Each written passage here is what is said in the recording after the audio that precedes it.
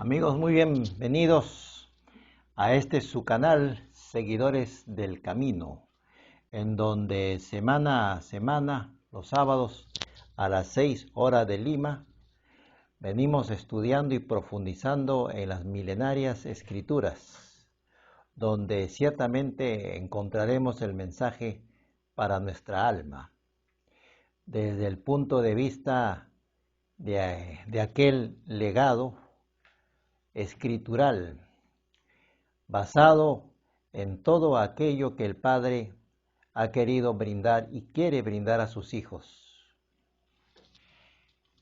Hoy nos convoca este tema, un pueblo diferente. Vamos a conocer las características de este pueblo, que es ni más ni menos que la novia del Cordero, la Keilah, congregación o asamblea de Adonai. Estamos hablando de Israel. Recuerden, luego de estar ustedes presentes en esta conferencia, si aún no se han suscrito, suscribirse aquí debajo para efecto de que puedan hacer la suscripción correspondiente y presionar la campanilla para que puedan ser avisados en relación a los programas que vendrán después, si así Yahvé lo permite. Vayamos a Génesis capítulo 12. En el verso 3 encontramos la siguiente expresión: bendeciré a los que te bendigan y maldeciré a los que te maldigan. Por medio de ti bendeciré a todas las familias del mundo. Hay una causa y efecto que ha sido establecida. Ante el Eterno no es aceptable maldecir a la nación ni a la tierra de Israel. Y es que a pesar de las creencias de los hombres, Yahvé no ha descartado a su pueblo. Nuestra actitud presente debe ser el de bendecirlos, orar por la restauración integral completa de todo Israel, tal como está escrito que así será. Israel como nación es un pueblo apartado, diferente, distinto a todos los pueblos o naciones del mundo.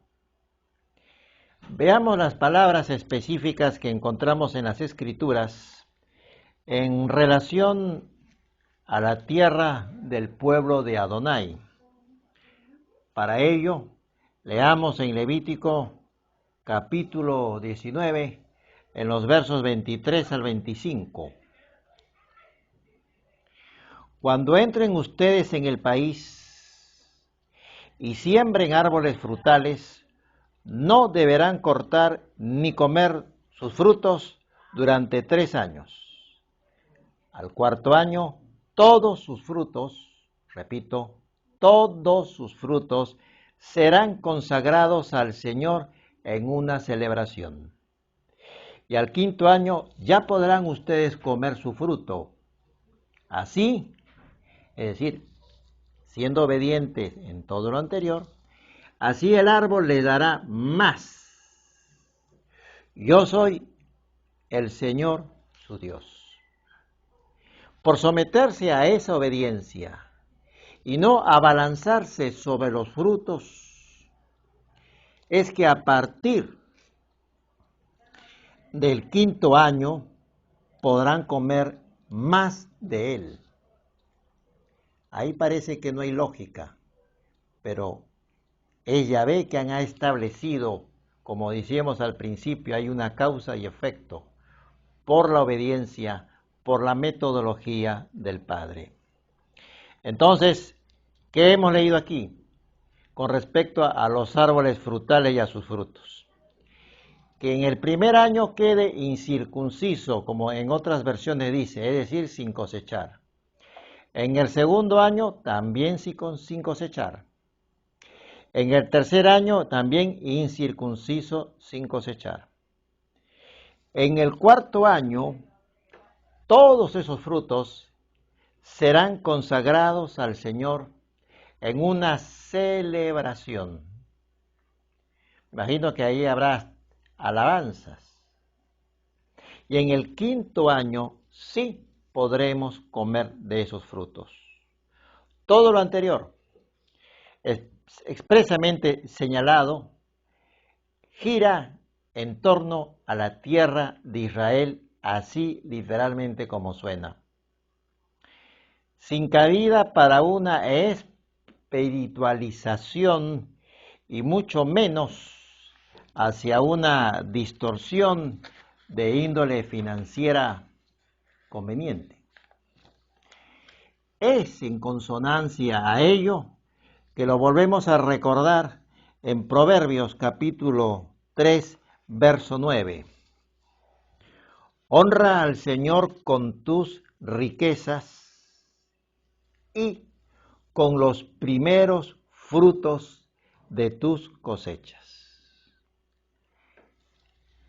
Esto gira en torno a aquellas primicias consagradas en el cuarto año que hemos leído en Levítico. Cuando se desconoce las raíces hebreas, se puede pensar que los primeros frutos del primer año ya hay que comerlos. Pero no es lo que acontecía en esa época con respecto a esa tierra. Y mucho menos con respecto a lo que dije, distorsiones financieras convenientes. No tiene nada que ver con primicias de ganancias financieras o sueldos del hombre, porque son métodos que se han ideado en una ciertamente locura doctrinaria para esquilmar a la gente. Como diciendo, en el mes de enero, y lo digo porque se ha dado y se da, todo tu sueldo, dalo a la obra de tu organización eclesiástica o religiosa.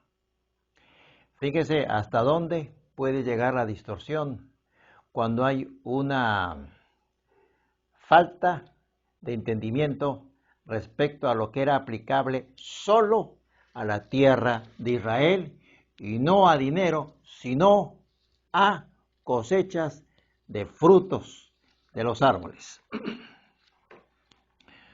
Todo ello ocurre porque cuando se interpreta tipo isla, es decir, desconectado de sus raíces. En referencia a este tema, es que, como les he señalado, de acuerdo a lo que se encuentra en la Torá, es una aplicación específica, conectada, relacionada, enraizada en la tierra prometida de Israel. Oh, qué pena para aquellos que pensaban lo contrario y cuando a veces se miraba el mes de enero con una singular atención, pero no es así. Cuando las cosas se hacen de acuerdo con las disposiciones de Yahvé, entonces sí las cosechas serán bendecidas por voluntad del Eterno. Aquello que se ofrecía de la tierra con alabanzas en ese cuarto año era el expreso reconocimiento acerca de que quién es el propietario de la tierra y de su plenitud. También en la Torá hay expresamente indicaciones en relación a las características distintivas de las personas en Israel, haciendo un parangón con las características paganas presentes en el pueblo que circundaban a la tierra de Israel o a la nación. Miren lo que se nos señala en Levítico capítulo 19 en el verso 27. No se corten el pelo en redondo, ni se recorten la punta de la barba.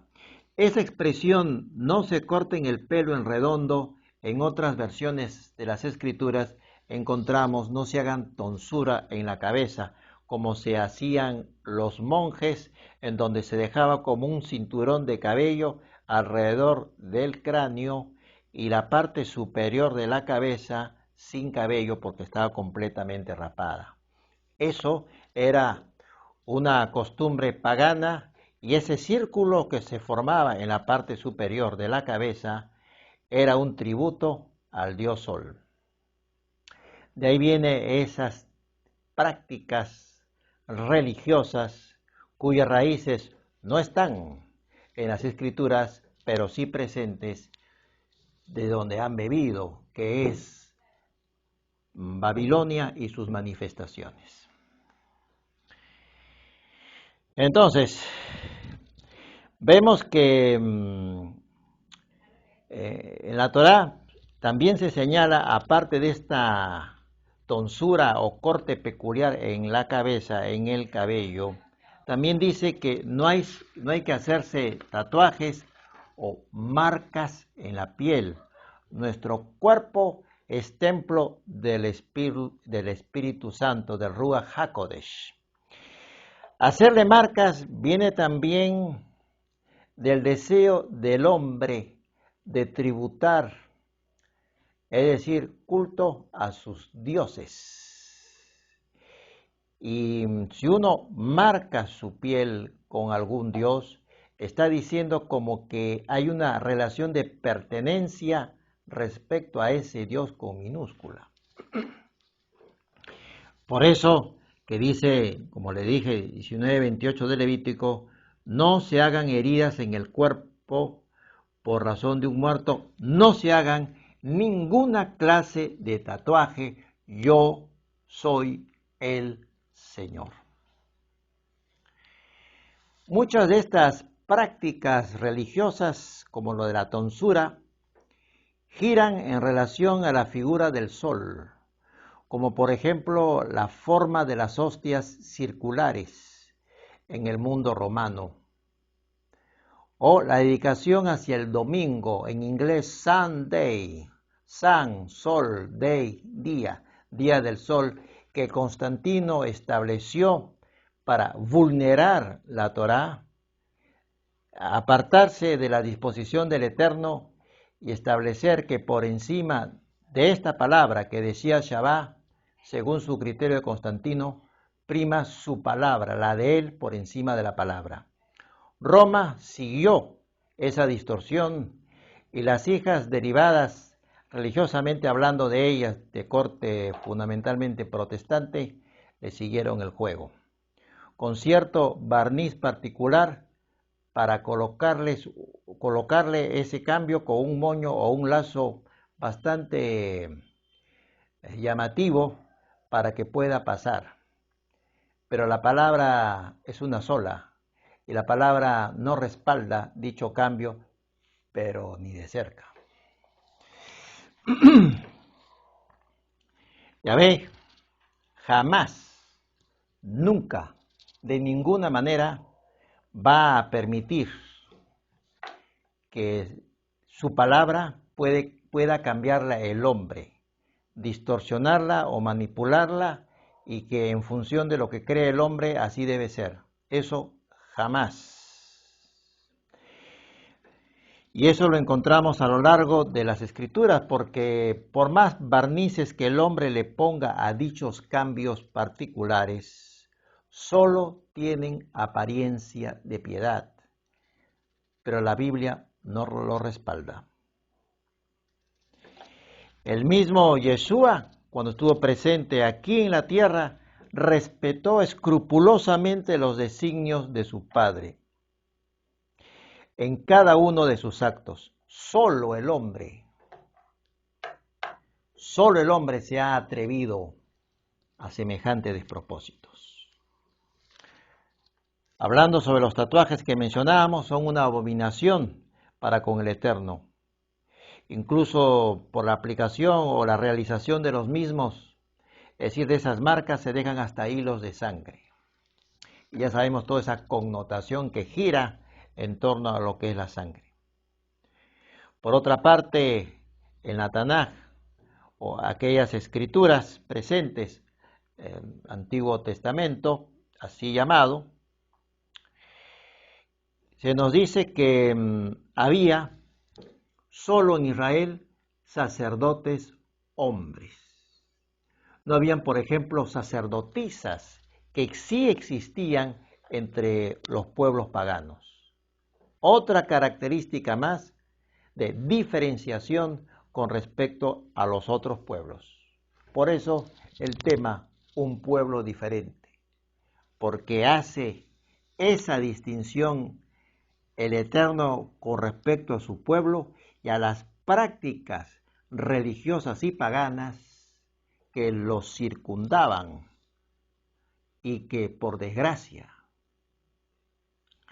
hoy se sigue bebiendo de raíces distorsionantes y de una aplicación religiosa hasta en el día de hoy, sin importar el querer volver para beber de las fuentes originales, porque hay motivaciones no correctas que impulsan tales movimientos para no querer acatar esta bendita palabra escrita. Cuando Yeshua dijo, escrito está, es que está escrito y no se puede modificar. Por ejemplo, leamos Levítico 19:30, ¿cómo empieza?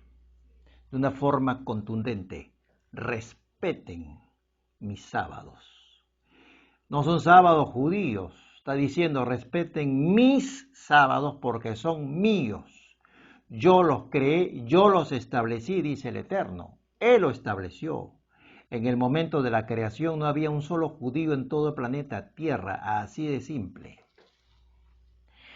Guardar los Shabbat son, en la práctica, sombras o embajadores proféticos de aquello que se denomina el milenio, 1000 años de paz.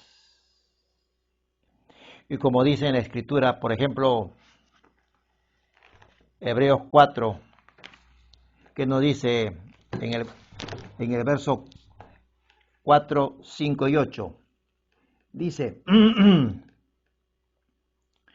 pues en alguna parte de las Escrituras se dice del séptimo día, Dios reposó de todo su trabajo el séptimo día.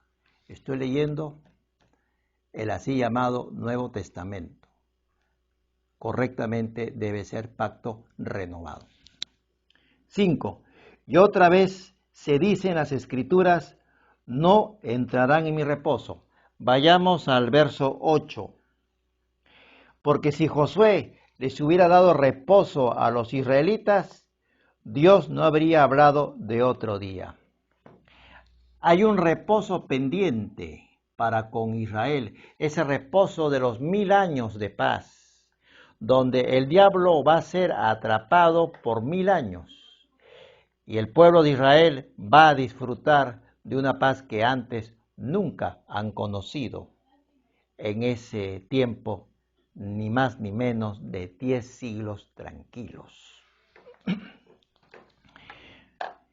Entonces, por eso también dice en Levítico, vamos a Levítico 19:30, que dice, después de respetar mis sábados y conectado a lo que es respeto, dicen, guarden reverencia por mi santuario, yo soy el Señor.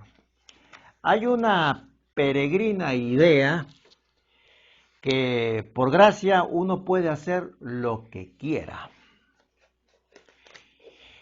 Incluso asistir a las congregaciones en short, en polo mangacero, Solo les falta su toalla en el hombro y su tabla de correr olas. También se puede apreciar que la gente va casi como con pijama porque asisten a las congregaciones con buzo de franela. ¿Eso es reverencia? Yo preguntaría, ¿así se presentarían en un matrimonio? Y le dirían a los novios, lo que importa es mi corazón. Así se presentarían en short y en polo mangacero en una cita ante el presidente de la República. ¿Por qué lo hacen? En el fondo es flojera y falta de reverencia para con el Eterno, teniendo ropa más formal en su closet. Pero es simplemente el no entender en el nombre de quién nos estamos reuniendo. Es una falta de tino y de una reverencia presentarse en tales abyectas condiciones. Yahvé llama constantemente a la obediencia por el Shabbat a lo largo de todas las escrituras, desde Génesis hasta Apocalipsis, ni más ni menos, porque sabía que el hombre, sin tapujo alguno, lo iba a modificar y a desobedecer. Una y otra vez lo iba a hacer. El Shabbat, en cuanto a su observancia, será una puerta de bendición para nosotros, tal como lo señala muy fuertemente las Santas Escrituras. Abba nos quiere bendecir, es su voluntad hacerlo. Ha extendido su invitación hacia el hombre y es él el que deberá tomar la decisión. O se encapricha en lo anterior, en vivir desde las modificaciones religiosas de los hombres, donde no habrá la bendición. Otra de las razones por las cuales es bendecido, hablando de la tierra de Israel ya, es por la forma en que trata actualmente a los extranjeros que viven en su tierra. Los apoya, le da un trato muy amical y Yahvé está viendo ello. Por eso que nos dice en las Escrituras, traten bien a los forasteros, porque tú, Israel, fuiste forastero. Y por aplicación o extensión general, podríamos hablar de aquellos que se autoproclaman gentiles. Están diciendo que son extranjeros, que no quieren o no saben o no lo desean ser parte de la Keilah, congregación o asamblea de Israel. No hay que ir con una actitud de dureza, de confrontación, sino con misericordia y con amor alcanzarlos y hablarles. Porque también nosotros, de dónde hemos partido, tenemos que tener ese reconocimiento de su estado espiritual, orando ante el Padre para que el velo sea quitado y podamos transmitir el mensaje. Tenemos que aplicar misericordia, porque si lo hacemos sin ciencia, sin amor, sin misericordia, siempre recordemos que Yahvé nos está viendo desde los cielos, viendo las actitudes de nuestro corazón, qué nos anima, por qué hacemos las cosas, cuál es nuestro pensar. Los que son misericordiosos alcanzarán misericordia. Como decíamos al principio, estamos hablando de causa y efecto. Otra disposición que se aplica a los tiempos presentes lo encontramos en Levítico 20, 1, 2. El Señor se dirigió a Moisés y le dijo: di a los israelitas lo siguiente: cualquier israelita o extranjero que viva en Israel, repito, israelita o extranjero, la ley es para el de Israel y el extranjero, siempre destaco eso en las conferencias. Cualquier israelita o extranjero que viva en Israel y que entregue a alguno de sus hijos al dios Moloc, deberá ser muerto a pedradas por la gente del país. Es lo que se aplicaba en esa teocracia. Hoy, contextualizando, estilizándolo al tiempo presente, esos sacrificios de sus hijos al dios Moloc, encontramos la aplicación en lo que constituye el aborto, donde bajo una misma metodología son sacrificados los bebés en el vientre de su madre estando vivos. Es una acción bajo el gobierno de las tinieblas. Ante los ojos de Yahvé hay varios culpables en esa escena: los que abortan, los que lo practican o ejecutan, y los promotores con sus leyes nefastas de espaldas a la voluntad del Padre Celestial. Dice la Escritura que al final de los tiempos todos ellos serán talados, cortados. No quedarán o no estarán en la foto final reinando con Yeshua. Ahora se legisla el aborto para que sea más invasivo. Cuando la vida en el vientre de la madre, ese bebé en formación tiene 2, luego lo han extendido a que sea 4, a 6 meses y más. ¿Por qué? Para aprovechar los órganos, los cuales tienen que ser extraídos cuando aún están vivos. Vayamos a Primera de Reyes, en el capítulo 11, en el verso 7. Miren lo que encontramos. Por aquel tiempo Salomón, ni más ni menos, construyó en el monte que está al oriente de Jerusalén un santuario a Quemos, ídolo repugnante de Moab, y a Moloc, ídolo repugnante de los amonitas. Salomón se desvió tanto que hizo un santuario a Moloc, que era un ídolo hueco en su estructura, donde los bebés eran colocados en las manos del dios Moloc, esa estatua, y estas criaturas eran achicharradas por el fuego que venía desde el interior, mientras se tocaban los tambores para ahogar los gritos desesperados de tales criaturas. A ese dios Moloc, Salomón le hizo un santuario. Miremos Jeremías 32, verso 35. Dice la Escritura lo siguiente: también construyeron altares a Baal en el valle de Bet Hinom para quemar sus hijos y sus hijas en sacrificio a Moloc, y así hacer pecar a Judá, cosa detestable que yo no les ordené y que ni siquiera pasó por mi mente. Hoy, como les decía, en los tiempos actuales y de aplicación en el presente, incluso se sacrifica bebés bajo rituales satánicos donde se bebe su sangre. También una forma de atacarlos es mediante la pedofilia, que cada vez se extiende alrededor del mundo.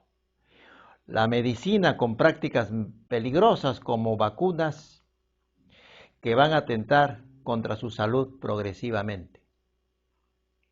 Miremos nuevamente Levítico 21 al 5. El Señor se dirigió a Moisés y le dijo: di a los israelitas lo siguiente: cualquier israelita o extranjero que viva en Israel y que entregue a alguno de sus hijos al dios Moloc, deberá ser muerto a pedradas por la gente del país. Yo me pondré en contra de ese hombre y lo eliminaré de entre su pueblo, por haber hecho impuro mi santuario y haber profanado mi santo nombre, al entregar un hijo suyo a Moloc. Verso 4. Si la gente del país se desatiende del asunto y no condena a muerte a ese hombre, fíjese lo grave que era esto, yo me pondré en contra de él y de su familia, y lo eliminaré de entre su pueblo junto con todos los que se corrompieron con él y recurrieron a Moloc. Todos los cómplices también. Entonces los que practican tales acciones a Moloc y sus derivaciones actuales serán, como dice la palabra, en el día final, por extensión, talados, eliminados de su pueblo, conjuntamente con todos los involucrados. No olvidemos, ya para ir finalizando, lo siguiente que viene del corazón del Padre Eterno. Lo encontramos en Deuteronomio capítulo 4, verso 2, y que tampoco el hombre respeta. Dice en el verso 2, no añadan ni quiten nada a lo que yo les ordeno. Cumplan los mandamientos del Señor su Dios que yo les ordeno. Está diciendo cumplir los mandamientos sin añadir ni quitar. ¿Qué hace el hombre? Exactamente lo contrario. Incumple los mandamientos, añade, inventa mandamientos y quita mandamientos del Eterno. En Levítico 20:22 dice, pongan en práctica mis leyes y decretos, cúmplanlos todos. Así no los arrojará de sí el país al cual los llevo para que vivan en él. El Eterno nos demanda obediencia, no teoría. De esta manera estaremos en su agenda y no seremos arrojados o vomitados, como encontramos en las Escrituras. Nos hace recordar lo que está escrito en Apocalipsis. Por cuanto no eres ni frío ni caliente, los vomitaré de mi boca, tal como dice Apocalipsis 3, 15 y verso 16. Vamos a leerlo. Es conveniente como para cerrar la conferencia. ¿Qué dice Apocalipsis 3, verso 15 y 16? Yo sé todo lo que haces. Sé que no eres frío ni caliente. Ojalá fueras frío o caliente. Ojalá tuvieras, de una vez te definas qué eres, es lo que está diciendo. Pero como eres tibio, ni fu ni fa, y no frío ni caliente, te vomitaré de mi boca. Entonces, esto es lo que señala Apocalipsis a tener presente. Definición. ¿Obedecemos o no obedecemos? Ya que hemos sido salvados no por méritos propios, sino por la obra de gracia. Gracias al sacrificio de Jesús en la cruz, hoy nos compete vivir en santidad bajo el poder del Espíritu Santo, para cumplir los mandamientos del Eterno, no en nuestras fuerzas, sino en las fuerzas del Ruach HaKodesh, vivir en santidad. A eso hemos sido llamados. Podremos errar, pediremos perdón en el nombre de Yeshua y seremos restaurados y seguiremos avanzando. Pero se nos demanda santidad porque nuestro Padre es santo. Los que aún quieran jugar con la rebeldía, juguetear con el pecado y juguetear con las distorsiones de los hombres, serán devueltos de la tierra de bendición, desde donde estaban, volverán a vagar por el desierto. Ese desierto del pesar, en donde se van a encontrar con otro grupo de también desobedientes. Y cuando llegue el tiempo final, no estarán bajo la protección del Eterno, porque han decidido vivir bajo sus propias reglas, bajo sus propias ideas. Shalom, mis hermanos, y los esperamos en la próxima oportunidad. Un abrazo en Yeshua de Nazaret con todos ustedes.